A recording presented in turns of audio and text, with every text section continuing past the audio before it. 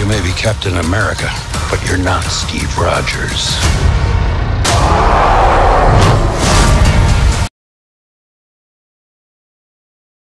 আঘাতের পরপরই মার্ভেল থেকে আরও একটা টিজার চলে আসলো। স্টিভ রজার্স ছাড়া প্রথম Captain America movie Captain America Brave New World. OG কাপ্তানকে এবার পুরোপুরিভাবে রিপ্লেস করবে স্যাম উইলসন। তো টিজারে কি কি ছিল লক্ষ্য করার মতো সেটাই আমরা আজকের ভিডিওতে জানবো। একটা লাইক দেওয়া রিকোয়েস্ট করে শুরু করছি আজকের ভিডিও। টিজারের প্রথম দিকে ট্রানজিশনে স্যামের নতুন স্যুট দেখা যায় এক ঝলক। এই স্যুটটা ডার্ক ব্লু কালারে স্যামকে ভালোই লাগছে। ক্যাপ্টেনের ফিলটা আসছে। এরপর দেখতে পাই জেনারেল থ্যাডিয়াস থান্ডারবোল্ট রজ এখন প্রেসিডেন্ট হয়ে গেছে। আগে জেনারেল রজের মুস্টেস ছিল, কিন্তু সেই অ্যাক্টর মারা যাওয়ায় নতুন করে রজের ক্যারেক্টারে অন্য একজনকে কাস্ট করা হয়েছে, আর এই অ্যাক্টর মুস্টেস রাখতে চায় না, তাই মুস্টেস নিয়ে একটা লাইন ছিল। স্যাম বলে আপনার নতুন লুকে মানিয়ে নিতে আমার সময় লাগবে, মানে মুস্টেস ছাড়া যে লুকটা। রজ বলে মুস্টেস আর ইলেকশন দুইটার মধ্যে একটা বেছে নিতে হয়েছে। এরপর রজ স্যামকে মানে ক্যাপ্টেন আমেরিকাকে মিলিটারিতে পজিশন দিতে চাচ্ছে। এর মধ্যে আমরা নতুন একটা ক্যারেক্টারকে দেখি। এই অ্যাক্টরকে নিয়ে আগে অনেক গুঞ্জন ছিল, কখনো প্রফেসর এক্স, কখনো ডক্টর ডুম। অবশেষে আমরা এই অ্যাক্টরকে ব্রেভ নিউ ওয়ার্ল্ডে দেখতে পেয়েছি। পসিবলি এই ক্যারেক্টারটা হচ্ছে জর্জ ওয়াশিংটন ব্রেজ, সংক্ষেপে JW ব্রেজ।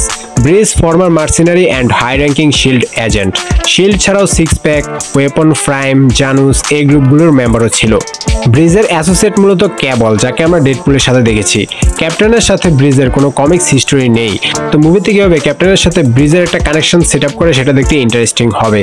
এরপর দীর্ঘ সময়ের একটা প্লট হোল যেটা নিয়ে আলোচনা হচ্ছিল, অবশেষে সেই প্লট হোল পূর্ণ হলো। ইটারনালস মুভিতে তায়ামুতকে ইমার্জেন্স করা থেকে যখন আটকানো হলো, তখন তায়ামুতের মাথা আর হাত বের হয়েছিল, কিন্তু এত বড় একটা ঘটনা নিয়ে পরের কোনো মুভি বা সিরিজে আলোচনা বা উল্লেখ করতে দেখা যায়নি।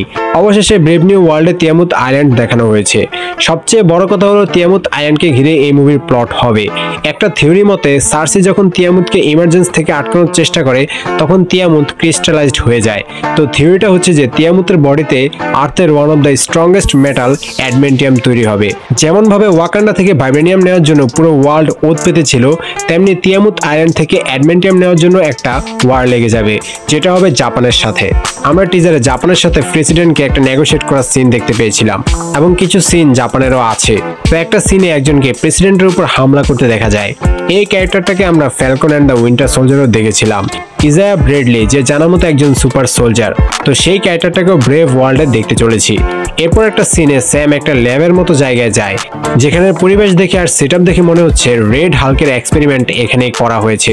এরপর স্যামের আগের স্যুট দেখার সাথে সাথে একটা ক্যারেক্টারকে ব্যাক থেকে দেখানো হয়, আর এই ক্যারেক্টারটা হচ্ছে ইনক্রেডিবল হাল্ক থেকে। এর নাম হচ্ছে দি লিডার, তবে দি ইনক্রেডিবল হাল্কে এর নাম ছিল মিস্টার ব্লু। লিডারের আছে অ্যাবভ জিনিয়াস লেভেল ইন্টেলিজেন্স, এমনকি মোস্ট সায়েন্টিফিক ফিল্ডে এক্সপার্ট লিডার।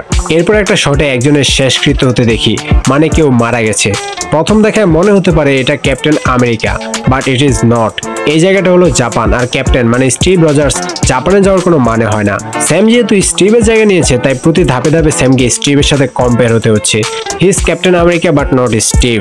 তিয়ামুত আইল্যান্ডে একটা ফাইট সিকোয়েন্স টেক প্লেস করে। সেখানে স্যামের ক্যাপ্টেন আমেরিকার পাশাপাশি আমরা নতুন ফ্যালকনকে দেখতে পাই। স্যাম ক্যাপ্টেনে প্রমোট হয়, ফ্যালকনের জায়গা এখন খালি হয়ে গেছে, তাই সেই জায়গায় এখন টরেস হবে ফ্যালকন। এরপর ফ্যালকন চলে যায় জাপানে, সেখানে নিজের পাখা ফ্লেক্স করে। সেখানে জাপানে আমরা প্রথমবারের মতো এমসিইউতে রেড হাল্ককে দেখতে পাই। Red Hulk without even seeing ক্যাপ্টেনের শিল্ড আটকে ফেলে আর নিচে থ্রো করে। এই টিজারের বেস্ট সিন বলতে গেলে এটাই ছিল। উই ক্যান গেস জাপানে রেড হাল্ক কোনো উল্টাপাল্টা করবে, আর সেখানে আমাদের নতুন ক্যাপ্টেন রেড হাল্ককে থামাতে চলে যাবে। একটু ভালোভাবে লক্ষ্য করলে দেখবে আশেপাশে সব ধ্বংস হয়ে আছে। রেড হাল্কের সাথে ক্যাপ্টেনের একটা ভালোই ফাইট সিকোয়েন্স থাকবে। আর রেড হাল্ককে সেটা হয়তো অনেকেই জানো, জেনারেল থান্ডারবোল্ট রসই হলো রেড হাল্ক, যে এখন প্রেসিডেন্ট। তো টিজারে এগুলোই ছিল ব্রেকডাউন করার মতো। এই ছিল আজকের ভিডিও। ভালো লাগলে লাইক, কমেন্ট এন্ড শেয়ার করে দিও। আর এরকম সুপার ভিডিওগুলো আরো পেতে অবশ্যই সাবস্ক্রাইব করে বেল আইকন বাজিয়ে দিও। Bye bye.